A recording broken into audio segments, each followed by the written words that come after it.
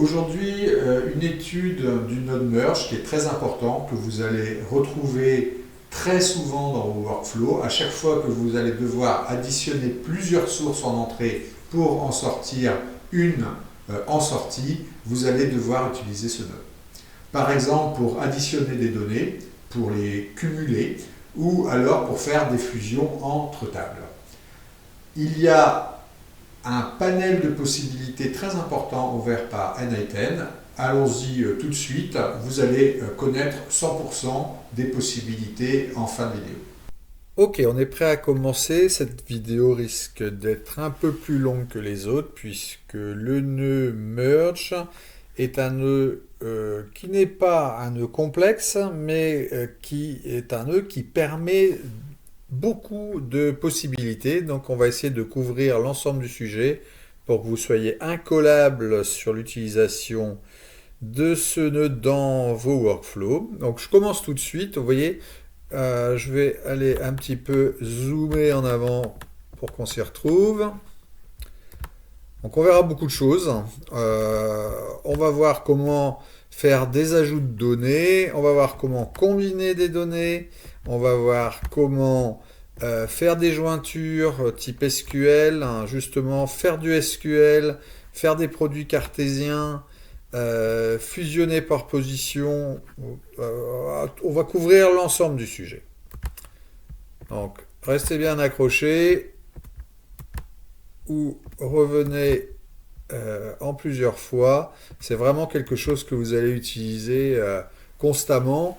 Et d'ailleurs, ça va au-delà de simplement n8n. Hein. Ce sont vraiment des opérations qu'on trouve beaucoup en transformation de données, en BI, voire dans Excel, quand vous faites des recherches V ou quand vous allez essayer de faire des tables de correspondance. Donc c'est exactement ça.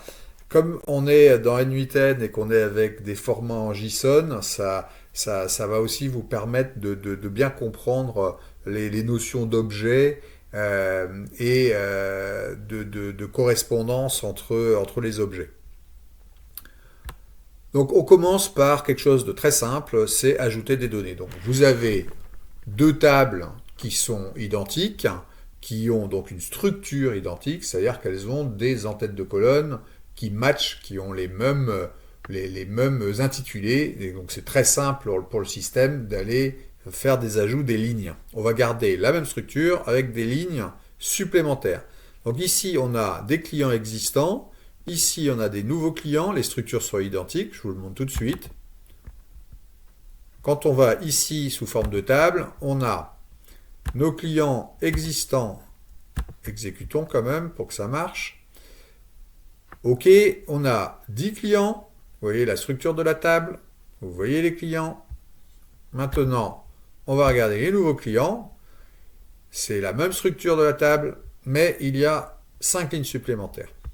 Quand on fait une requête d'ajout, on peut aller jusqu'à 10 tables ou 10 objets, pour être plus précis, en entrée dans ce nœud. Et ensuite, on va sortir un objet unique. Cet objet unique, c'est une table avec 15 entrées. Donc voilà, ça c'est très simple, ça permet de faire des additions, de rajouter des lignes dans une table. On continue. Une fois qu'on a fait cela, on va aller crescendo au niveau de la complexité. Donc ici, on a toujours nos clients existants, nos anciens clients, et puis on a un troisième champ. Là, il est différent, celui-ci. Il va avoir une structure différente. Alors, vous voyez, il a une structure différente et en plus, il a l'avantage d'être très simple. Donc, vous voyez, ici, il n'y a, pour le système, aucun moyen d'aller rattacher cette information à ce qu'on en a vu dans les autres tables. Il n'y a pas d'intitulé qui match, il n'y a rien qui match. Donc comment est-ce que le système va pouvoir aller rajouter cette information à deux autres tables de structure identique? Bon, on va le voir tout de suite. Donc ici, on arrive avec notre merge. On a toujours la même opération d'ajout et on veut ajouter 3 tables. Les 3 tables, les clients existants, les nouveaux clients qui ont la même structure, et puis ce truc qui est complètement à part au niveau de la structure. Ben, le système, il n'a aucun moyen de pouvoir faire matcher celui-là avec ces deux-là. Voilà. On y arrive. Donc voilà. Notre valeur toute seule, comme le vilain petit canard, est en bas, et pour une bonne raison, c'est qu'elle n'est pas du tout matchable avec les autres données. Donc vous voyez que le système, il a bien additionné les 5 dernières lignes aux 10 premières, puisqu'il a trouvé des correspondances au niveau des intitulés de table. Et ensuite, il a cette valeur toute seule. Donc il a bien compris qu'il devait ajouter des informations complémentaires, à savoir une nouvelle colonne, puisqu'il la trouve ici dans ce champ. Il trouve cette colonne, il dit ok, je vais l'ajouter aux 2 autres tables, je vais la mettre ici. Et cette valeur, elle n'a pas de code particulier, de nom particulier, donc je ne sais pas comment la rattacher à ces lignes, donc je la mets toute seule. Et vous voyez qu'on a ici undefined, mais ce serait dans certains autres systèmes, en Power BI, ce serait une valeur nulle, par exemple. Donc, c'est-à-dire, j'ai pas d'informations particulières à donner dans ces lignes, dans ces cellules. Voilà comment ça fonctionne. Donc là, j'ai pris un exemple extrêmement simple, justement, pour que ce soit compréhensible. Mais imaginez ce qui se passe lorsque vous fusionnez 3 tables, dont 2 sont identiques, et la 3e est à peu près pareille, mais pas tout à fait pareille. Par exemple, on a, au lieu d'avoir mis un en-tête de colonne qui s'appellerait pays, ou total, imaginez que vous avez mis un S, par exemple, ou un espace. Ben, le système, lui, va recréer une autre colonne. Donc vous allez avoir des données qui vont être complètement en bazar dans votre table de résultats. Ok. On passe à la suite. Donc maintenant, on va aller vers quelque chose d'autre, quelque chose que l'on connaît bien toujours dans Power BI, et même dans Excel, c'est la recherche V. La recherche V, ou comment combiner des données, c'est-à-dire récupérer dans une table des données qui viennent d'une autre table. Donc par exemple des colonnes supplémentaires. Donc comment on fait ? Eh bien, là on est avec des colonnes, donc un ID identique. Donc là, on peut imaginer, c'est exactement ce que vous avez besoin dans Excel. Vous avez besoin d'aller faire une recherche sur une colonne avec un ID identique. Donc, pour faire la démonstration, j'ai pris ma table des clients existants. Et ici, vous verrez, c'est simplement un limite, ce qui permet de ne pas avoir à recréer une table. Je vais simplement avoir toute la table ici, et ici la première ligne de la table. Ça me fait 2 tables. Et ces 2 tables-là, on va pouvoir aller travailler dessus. Donc je reprends, j'exécute l'ensemble. Donc qu'est-ce qu'on a ? On a les clients existants, on les a vus, une dizaine de lignes. Ici, mon premier client, donc c'est un select sur la première ligne. Et avec tout ça, je vais aller faire une opération. Cette fois-ci, ce n'est pas de l'ajout, c'est un combine. Donc on va dire, fait une opération lorsque il y a 2 ID qui matchent. Donc ici, on va dire, bon, c'est sur le code, ça va être le même nom intitulé de colonne. Donc pas de problème, il n'y a pas de renommage à faire, on va là-dessus, on le glisse. Et ensuite, on va se dire, ok, qu'est-ce qu'on veut faire ? Donc, qu'est-ce qu'on veut faire une fois qu'on a des données qui matchent ? Alors, soit on fait un keep matches, ça veut dire, moi je veux conserver toutes les lignes qui matchent, c'est-à-dire toutes les lignes dont l'ID de la table 1 match avec l'ID de la table 2. Donc, si je fais ça, Vu que j'ai qu'une ligne dans la table 2, ça va me renvoyer une ligne ici. Le client 1, il est commun aux deux tables. OK? Après, je fais l'inverse. Je dis OK, très bien. Moi, ce que je veux voir, c'est là où ça ne matche pas. Alors ça peut être intéressant, par exemple, quand vous avez une table des clients, par exemple, et puis vous voulez voir quels sont les clients qui ont fait des ventes cette année et d'autres qui n'ont pas fait de vente. Donc là, par ce genre d'opération, c'est très simple. Je fais un keep matches ou keep non matches. Je trouve le client, mais je ne trouve pas de vente. OK, là-dessus. Et ensuite, ça, on verra plus tard. Ça, ça ressemble à du SQL. C'est ce qu'on voit souvent à SQL, c'est des opérations de jointure gauche ou de jointure droite. Donc ça, je vous montrerai ultérieurement. Voilà, donc de la sélection, on vient de voir ça. Là, on va pas s'étendre. Juste pour la forme, c'est ce que je vous ai dit tout à l'heure. Qu'est-ce qui se passe lorsque on a, et comme c'est très fréquent, hein, des tables qui n'ont pas un nom d'ID absolument identique. Donc là, c'est le cas, hein, pour le coup. Ce que j'ai fait, laissez-moi juste faire un petit peu de zoom pour que vous voyez clair. On prend les clients, on reprend le premier client, et puis là, on va aller renommer ce champ pour que il ne matche pas. Voilà. On se fait du mal. On va là-dessus. Donc, on a notre client renommé. Laissez-moi exécuter l'ensemble. Et normalement, si on regarde les tables de ce client renommé, vous voyez, il n'y a plus l'entête de colonne qui s'appelle code. Il a disparu, c'est ID.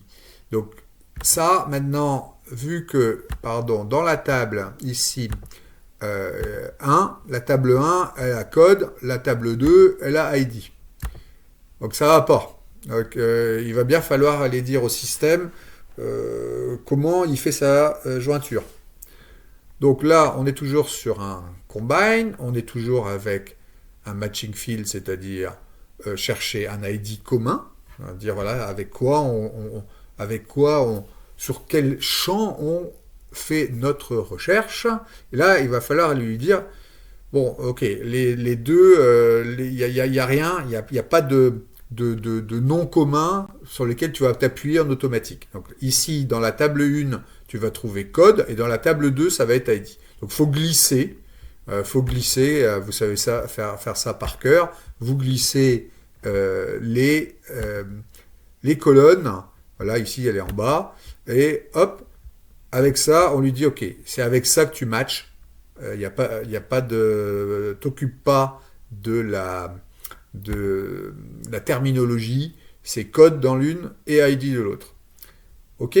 Donc là, après, c'est la même chose, hein, c'est qu'est-ce qu'on veut faire avec ? On veut garder ce qui ne matche pas, même logique que précédemment. Donc là, on lance l'opération et ça se passe bien. Ok. Hop. Allez, on fait pas de pause, on continue. Essaye d'aller à l'essentiel. Donc ici, la fameuse jointure gauche-droite ou totale. Donc là, on va reprendre nos deux tables, les clients existants, la table des premiers clients, et avec ça, on va aller faire nos jointures. Donc, pour faire ça, c'est simple. Ici, on a toujours notre ID. C'est toujours pareil, il faut aller dire, ok, c'est quoi la colonne qui permet de lier les deux tables. Et là, ici, vous avez, ils auraient pu, enfin, on le voit, hein, c'est noté dans le commentaire en anglais, mais enrichissement input one, ça parle pas trop, hein. Donc c'est ça veut dire quoi? Si je fais ça, j'ai une jointure gauche, c'est-à-dire je prends tout ce qui est dans la table de gauche, donc la première table, et je rajoute les données de la table 2. OK? Qui matchent. Et simplement celles qui matchent. Là, c'est l'inverse. Je prends tout ce qui vient de la table 2 et ensuite je rajoute les données de la table 1, mais uniquement celles qui matchent. Vous voyez? Ça, c'est essentiel, c'est de comprendre que ça va vous faire des sélections totalement inversées, que vous fassiez de la jointure gauche ou de la jointure droite. OK?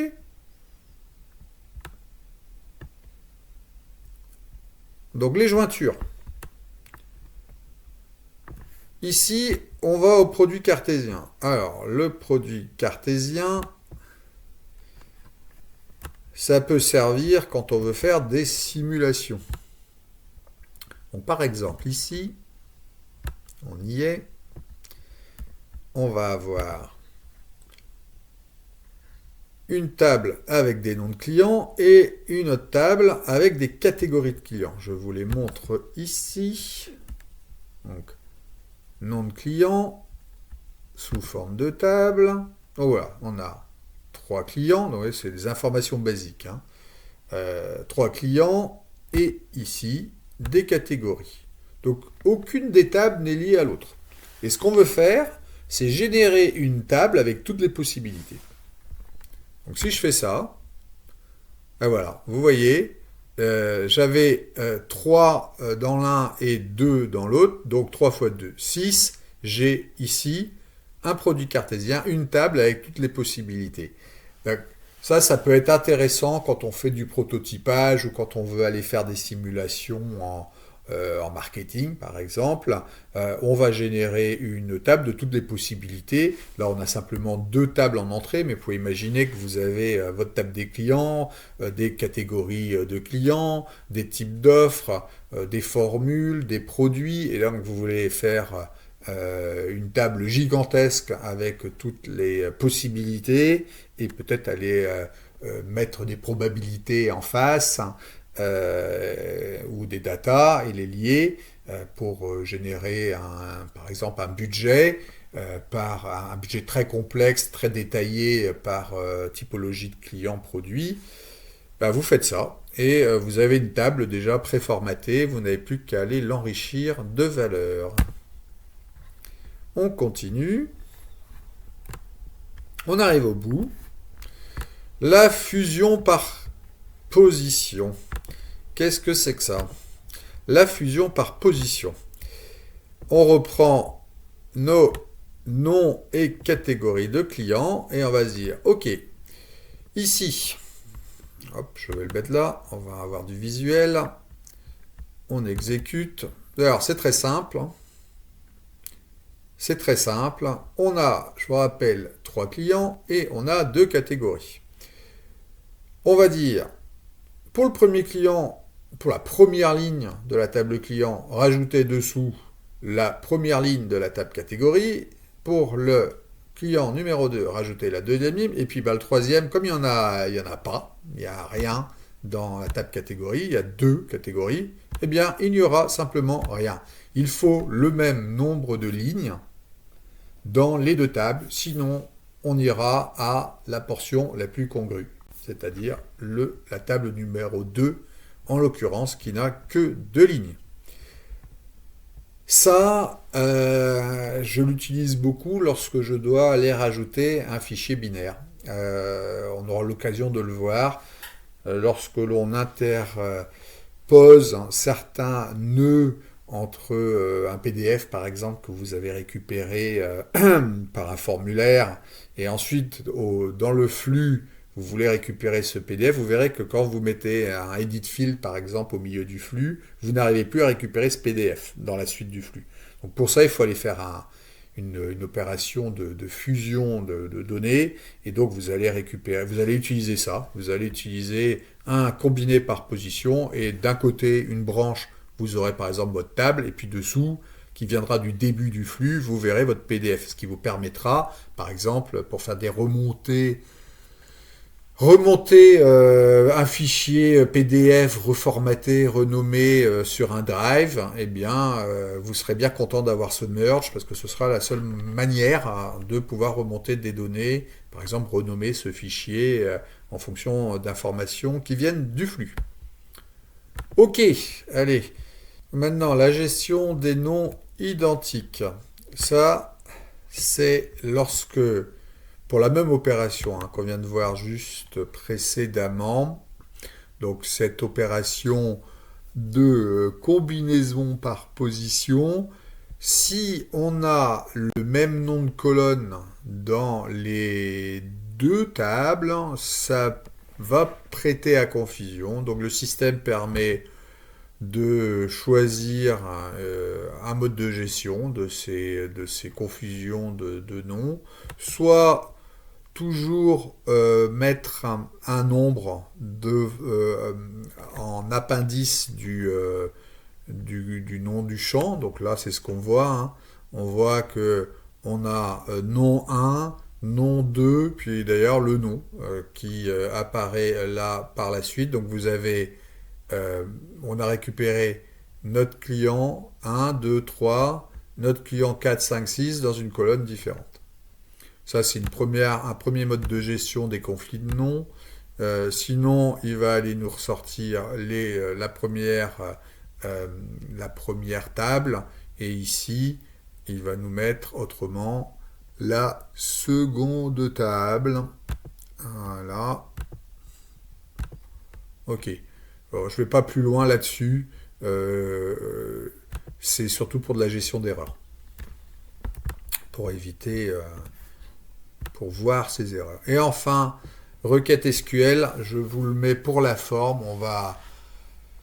On va pas rentrer dans le détail. C'est une formation express débutant sur N8N.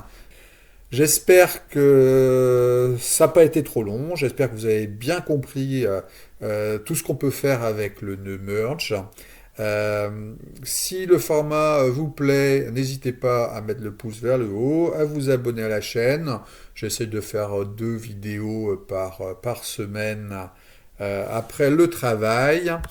Et n'hésitez pas à me laisser des commentaires si vous souhaitez voir des choses en particulier ou approfondir des thématiques. Merci et à bientôt.